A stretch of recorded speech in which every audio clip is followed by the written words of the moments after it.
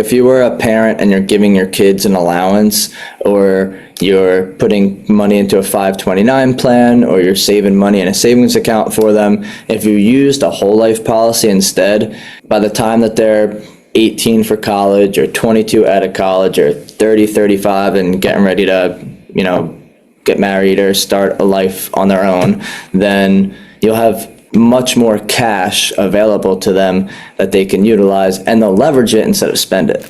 Welcome to the Yacht Captain Investor Podcast. I'm your host, Scott Kidd, where every week we dive deep into conversations with real estate pros, business owners, and maritime professionals about their mindset and journey to success. Please help support us on our journey and our channel by liking, subscribing, and commenting below so we can help you in your journey to success. How you doing, everybody? This is Scott Kidd with the Yacht Captain Investor Podcast. Today I have the pleasure of having a friend of mine, Josh Waxman, on. How you doing today, Josh? I am phenomenal, thank you. Thank you for having me on today. Oh, you're welcome. Glad that you took time out of your day to come talk to us today. For the 2 or 3 people that don't know who you are, please just give a brief introduction, because I know you are world famous. I'm not world famous, but I appreciate that. We'll get there one day. My name is Josh Waxman. I'm an infinite banking practitioner, which means that I specialize in the infinite banking concept. I have a life insurance agency and specialize in helping real estate investors and business owners leverage high cash value life insurance policies to grow their assets. And outside of business, I'm also a husband and a man of God, and study consciousness and enjoy life. So I'm grateful to be here with you. Excellent. Some great things there. For people that don't have any idea what infinite banking is, give us a 3,000-foot view or a 30,000-foot view of infinite banking, because a lot of people, it may be an unfamiliar concept. 100%. And it was unfamiliar to me too before I got started with it. It really comes down to the fact that we finance all the things in our life. We finance our homes, we finance our cars with car payments and mortgages, we finance our living expenses on credit cards, and we only have a little bit left over to save at the end of the month or invest in real estate or whatever else you want to invest in. And so we've been duped into this mindset of work hard, put your money in the bank, spend your money, and then save a little bit or invest whatever's left over. And the whole idea of infinite banking is to recapture all of the interest payments that we make to outside lenders and outside investors for all the major items that we need during a lifetime, such as business expenses, equipment financing, investment opportunities like you with real estate, all of the mortgages and car payments, and all of the things we finance. Put all that money and put it back into your pocket so you can control the banking function of your life. Interesting. So, like for myself, for example, I was buying a property, and how would all that work? Like I said, just a single family house, just to keep it simple, no large property or anything like that. Yeah, 100%. I'm working with a guy right now. He's got $500,000 in cash. He just sold 2 homes, and he's sitting on some cash, and he was going to buy another property, single family home as well, for $500,000 cash. And before he spends the money on the home, we're teaching him to move his money into a policy. A whole life policy, a specially designed whole life policy. Has to be designed right, has to work with an infinite banking practitioner, somebody that actually knows what they're doing, and be able to leverage against the cash in the policy to buy the home. So instead of buying the home with your cash, you're really buying the home with the life insurance company's cash. And your cash continues to grow dividends and interest, and your home continues to appreciate at the same time. So what kind of, as far as like if you have, say, the 500,000 in there and you buy the house, what kind of interest payments, or how does the loan structure work there from the life insurance policy? Yeah, absolutely. It's interesting because we've been conditioned to believe that every time we take out a loan, it's bad. And we've been conditioned that debt is bad. And, we've met each other in events where we have a lot of high net worth individuals in the room, and I'm sure they have hundreds of millions of dollars of if debt not billions, or billions of if dollars of not debt. billion. Right. And so most Yeah. wealthy people have a ton of debt. And so the way that you think about it is that a loan is an asset to a bank. And infinite banking is the concept of becoming your own banker. So when you take out a loan from your policy, you're actually paying back the life insurance company and your policy, which is something that you own. So it's the same as going to your restaurant and paying for the food at your own restaurant and showing some extra revenue because it's your stuff. And when you're able to utilize that, you can pay back on your terms and your time frame. There's no fixed payback schedule. So for real estate investors, this is great because you can be able to put the money into that property like we were talking about, allow yourself to either let the home appreciate and refi or receive rental income and be able to use that money to pay back the loan at some future date. You can pay it back on a schedule if you want. I'm super organized with my money, so I make an amortization schedule with myself every time I take a policy loan. But a lot of people bet on a windfall in the future, like some sort of sale of a house or sale of a business or whatever, or some big commission check of some sort. Or you just let it continue compounding every year for the rest of your life until you pass away. And at the time of death, your life insurance policy will just pay out the difference between your death benefit and the outstanding loan balance. So you never really legally have to pay the loan back, but we teach people to because that's being an honest banker.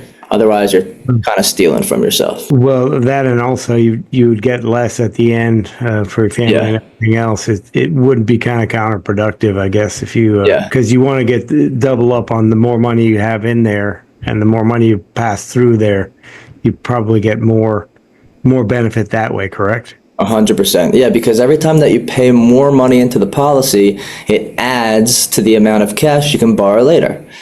Yeah. So it'll snowball, and you put in 500,000 into the policy and using it for something else. Then when you're paying it back, it'll go to 550, then 600, then 650, and so on. And you'll have more and more money that you can use for bigger and bigger things. Okay, so that's great. So, for instance, too, he could probably put that 500,000 in the policy as well, and instead of buying property, he could loan other real estate investors at say 12%, right? And then I don't know what the rate would be for the policy. I guess it'd be average. It'd be about 5%-ish. five, Yeah, 6%. on average. So say it's 6, so half to make it easy. Yeah. You make the spread of the 6% on that, and then you just keep paying that back, and then you keep loaning the money and turning it over. Because I know a lot of people do hard money loans and things like that. They do.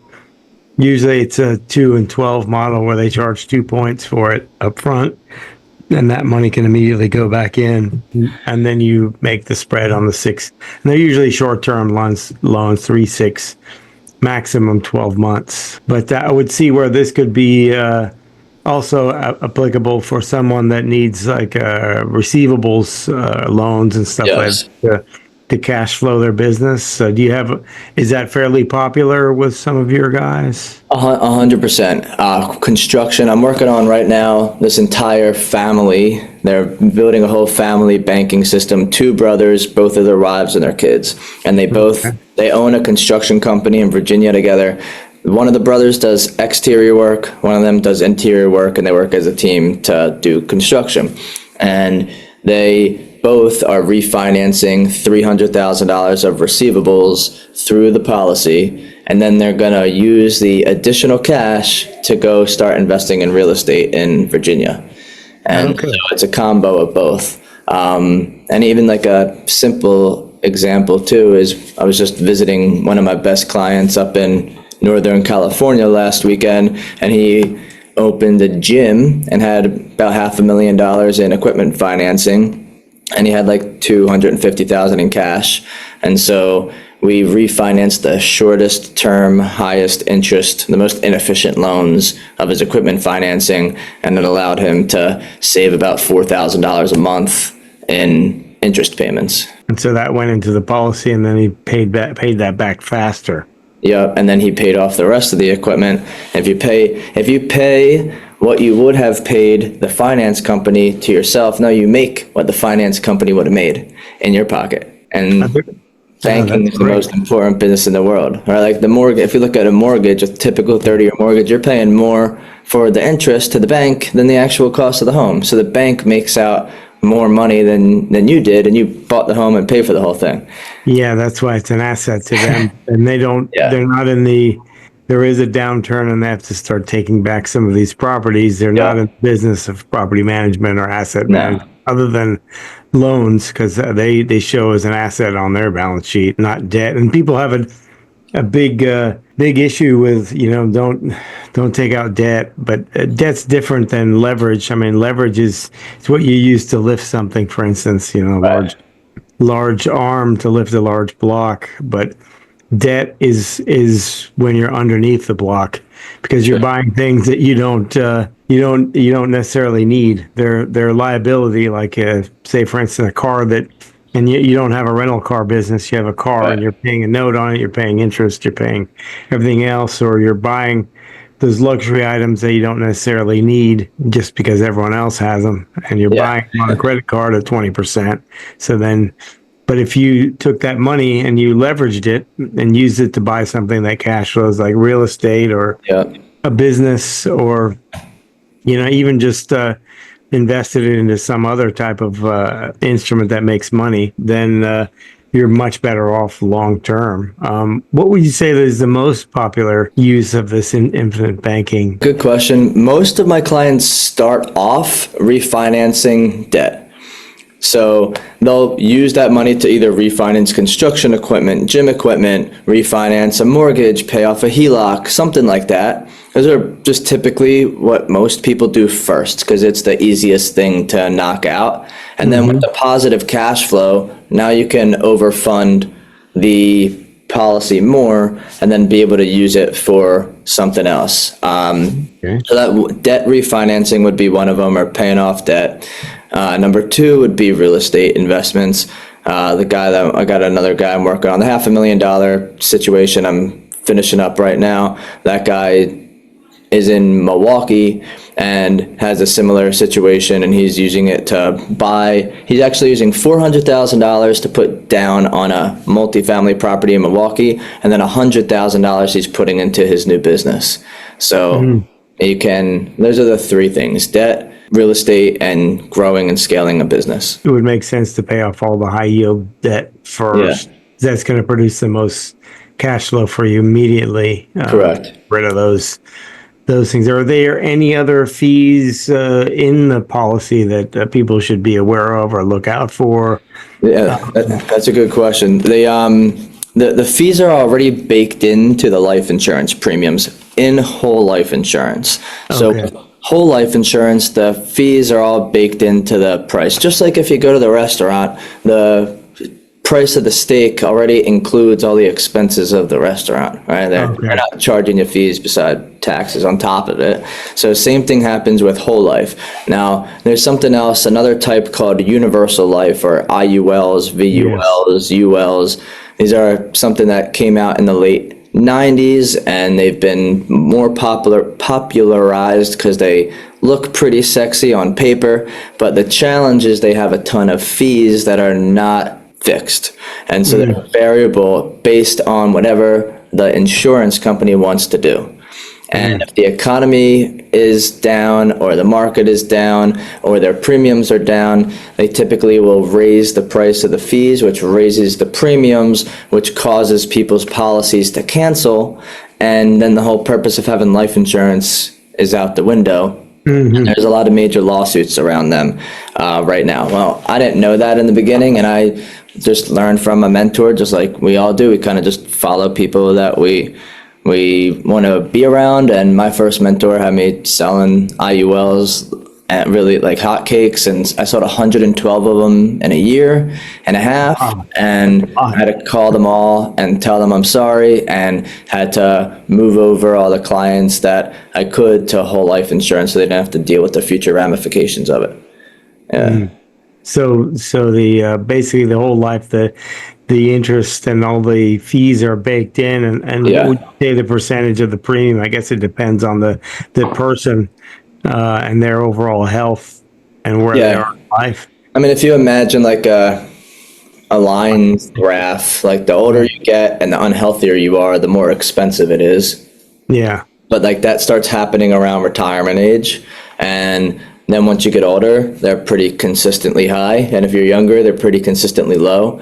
And then if you have health challenges, you can just simply be very overweight, or you have diabetes, or you take a lot of medications, then the cost of the insurance will go up. But it doesn't mean you can't get insurance in most cases. It just means that the dollar of premium is buying you less dollars of death benefit. Yeah, you Okay. just get less coverage. Is there a certain point where the policy can be maxed out? Or I had heard someone tell me before where the policy will pop, where it'll be a certain point it'll cap out or something like that, where it's not exactly, they would want you wouldn't be able to put more money into it Yes. on the death benefit and based on the premium and everything else. So how does Yeah. that work? It'll never pop, so it won't like blow up on itself. But back in the day, it could. Now they have certain protection riders that make sure that that doesn't happen. But back in the 80s, when interest rates were in their teens and creeping into the 20s, a lot of wealthy people were taking money out of the market, putting it into life insurance, leveraging against it, and buying fixed CDs at the bank for 15, 16%, and they were making a 10% arbitrage, all tax-free. So the government said, hey, we're not allowed to do that. So Ronald Reagan actually passed a Tax Reform Act in 1986, and 2 years later there was a amendment to it, or an addition or something to it, called TAMRA, and it's just a tax code. And now there's something that when the policy gets to a certain limit based on the death benefit, it can only support X of dollars of cash. And if it goes over that limit, it'll become what's called a modified endowment contract, which essentially it'll turn into like a qualified retirement plan, like a 401k and IRA. So it just means that when you use money later, it'll actually be taxable now above the cost basis, whereas before, under that limit, loans are completely tax-free. Above that limit, loans are taxable. Okay, so below that you can still loan and do all that stuff, but then Yeah. everything above it is considered you get penalized based on the 59 and a half or whatever the age limit or age. Yeah, whatever their ordinary income tax is at the time, because it just gets added as taxable income. But the life insurance carriers, that they don't want that to happen. They don't want to deal with taxes. So usually when that happens, because it happened to one of our agents in our office recently, is they put in their commission check and it was too much for the limit. And the life insurance company just sent them a letter that said, hey, you put in too much cash. Do you want me to actually proceed with this, or do you want me to send you the money back in a check and you can do something else with it? And so like that helps them avoid that. There's a system of checks and balances there to make sure that doesn't happen. So would it be feasible, or would it be advantageous at that point to take that and open a different policy? Yes, I have 6 policies right now. My wife has 3 policies. My rest of my family has 1 or 2 policies. So as soon as you have that limit, you get another policy. And as you continue increasing your income, you are going to need new policies too. Yeah. And so say for instance, you were just starting out and whatever age you were, and you got to that limit on that policy that you got. When you went and got a new policy, would you have to do the application fee again, or are you already in the system and you can just kind of keep going? It depends. You're good at these questions, dude. It depends. If you have a term rider, which is essentially a term policy that's attached to the whole life policy, and if you do, you can convert the term to a new whole life policy, and you don't have to go through underwriting. Okay. And you don't have to go through any underwriting or do another application or any. Well, it's a separate application, but you don't have to go through the whole underwriting process and do it all over again. You don't have to do another physical or any of that. So your health rating originally will be the same health rating as what it is, unless there's a material change. So Change or something. yeah, Okay, unless you've had some kind of accident or some kind of medical issue or something like yeah. that. And most of the time the carriers still honor it because it's just that's why you got that term rider in the first place. So the reason I have 6 policies, I started it with just $1 million in whole life and a $9 million term rider combined. I have a $10 million policy. And as I started making more and more money, I would transfer a million or convert $1 million of term to $1 million of whole life at a time. So I went Okay. from You buy it out. 9 and 1 to 2 and 8 to 3 and 7 to 4 and 6, and now that's where I'm about. I have about 4 million in whole life and 6 million in term. Okay, so you slowly kind of convert that over to where you keep buying that out and switching it over. That's interesting. So would if it was just completely whole life, would that be a more expensive policy? Because naturally Yeah, the term insurance is a lot cheaper and correct.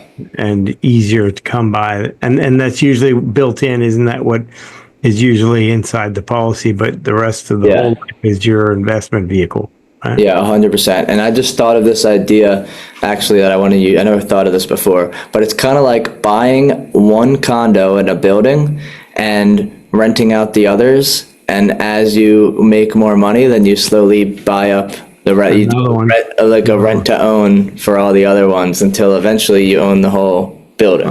Oh, okay. It's a good analogy actually, because if you start with one, then you're at the 1 million, and two at 2 million, three, Yeah. and then you slowly buy out the condos until you bought the building, And then you and have all whole life. then you've maxed out that whole life, and then you go buy Yeah. another building, Yeah. and start again. Yep. So you buy one at a time. Okay, well that makes sense because that you could do that. That's a great analogy because it's if you can do Alrighty. that. Same thing like if you're in a neighborhood, you buy one house at a time. Yeah. Eventually you have the whole neighborhood. Yeah, it makes it a lot cheaper. Like instead of $10,000 a month in premium, it was 1,000 a month in 1,000. premium. And now I'm paying 10,000 a month in premium because I slowly made more and more money to afford it. Yeah, and you're also rolling more money through the policy and Yeah, everything yeah, yeah. else. So that's interesting because then Yeah. and would you recommend someone that say like my daughters when they're at their early age? So I imagine their policy would probably be fairly cost effective at that point, and then quickly build up and be their own bank a lot easier.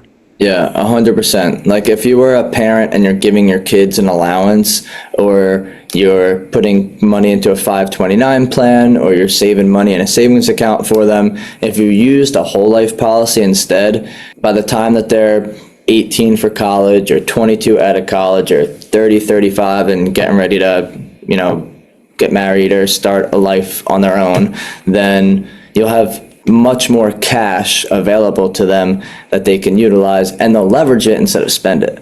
Yeah, because then they'll understand the power of leverage. Yeah, and you'll teach them about money.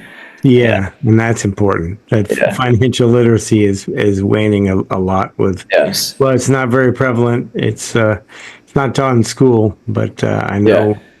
I was lucky enough to have parents that were self-employed most of their lives, so Me too. I learned a lot there. But the investment side, I kind of had to just find mentors and pick it up as I went. I'm still learning, still a Yeah. lot of things. I find this concept pretty interesting.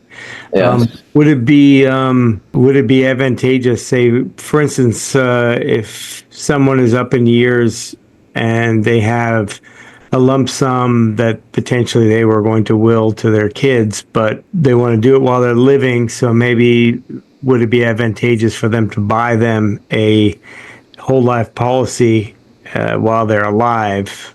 Would there be any tax? Well, I guess gift tax and stuff like that. Or if you were buying them a policy, would there be any tax implications there? No tax implications, and if it's simply you're taking 100 grand from a savings account that you're designating to your kids, and you don't plan on them using it until you're dead. If that's the case, then you could get what's called a single premium policy, which essentially just buys you whatever that amount of premium is of life insurance, and you can like 10x your money for them because you're leveraging life insurance. You don't have to continue paying premiums like most life insurance policies. Just one time, let it sit there, and the beneficiary can be your kids or your trust or whatever. But there's no taxes until you get to, which is probably going to change, but the estate tax is at $13.6 million, and then there's 40% estate taxes. So at that point, you want to, if you have that much in assets, you want to put it into an irrevocable life insurance trust. And and if you do that, then it creates asset protection and avoids estate taxes. Yeah. Okay. So for instance, say for instance, if I'm up about 70 or 80 years old, and obviously I've never had life insurance before, and I bought something for my kids or grandkids, some type of whole life insurance, say 100,000 worth, would there be any type of tax implications there? No, not at all. And it just depends.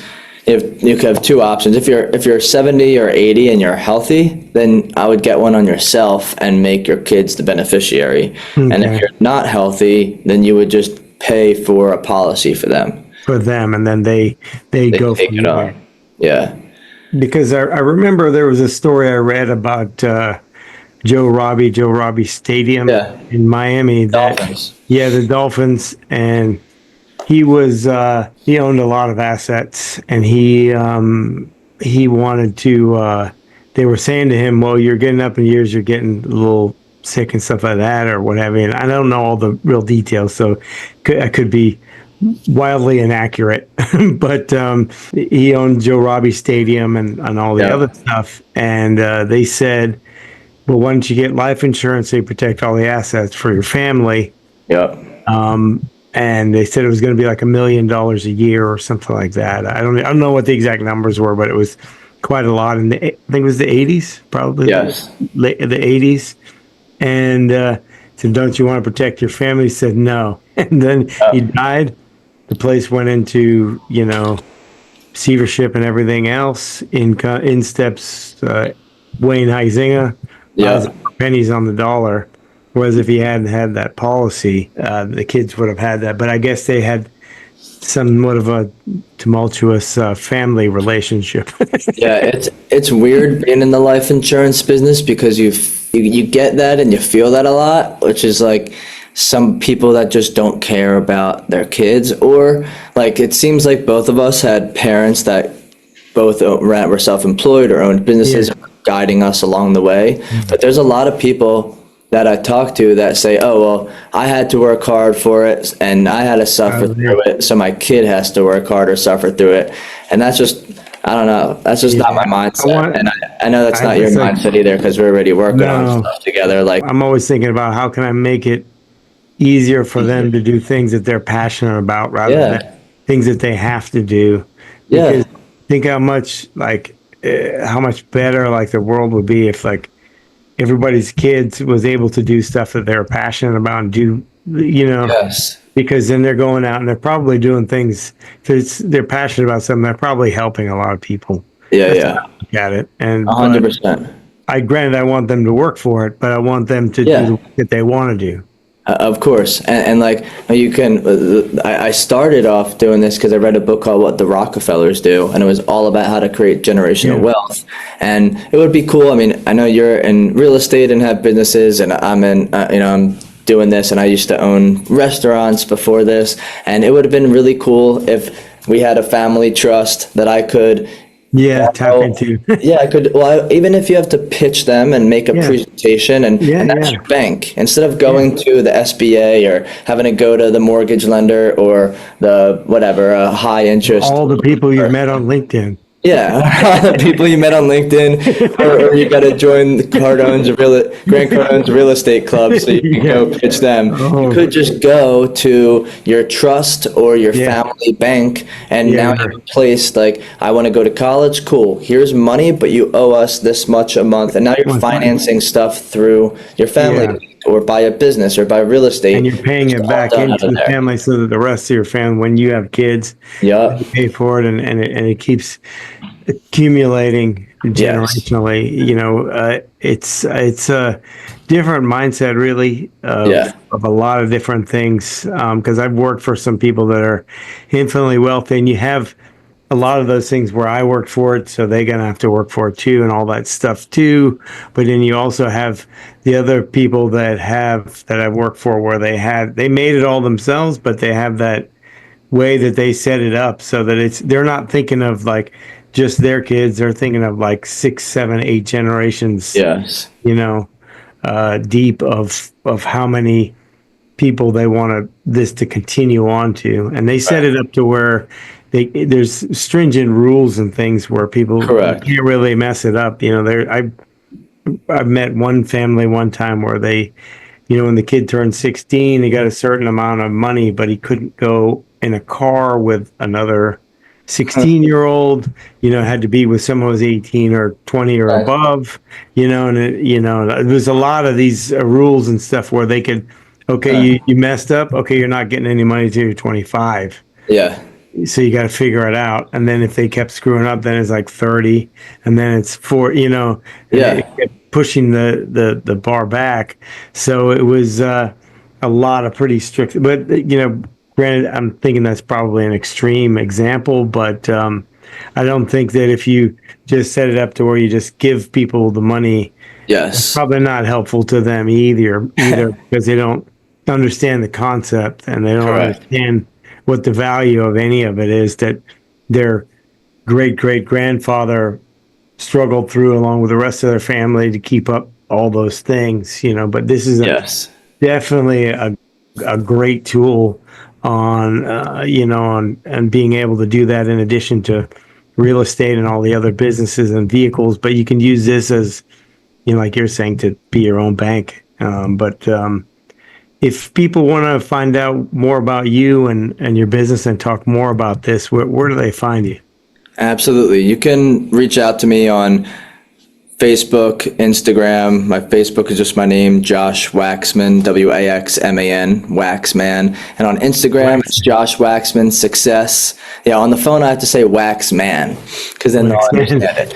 Yeah, Waxman. And yeah, you can reach out to me in any capacity. And if you want to call me, I'm always, my cell phone is 305-345-9102. I answer my phone. I'm very open and I enjoy talking to people about it.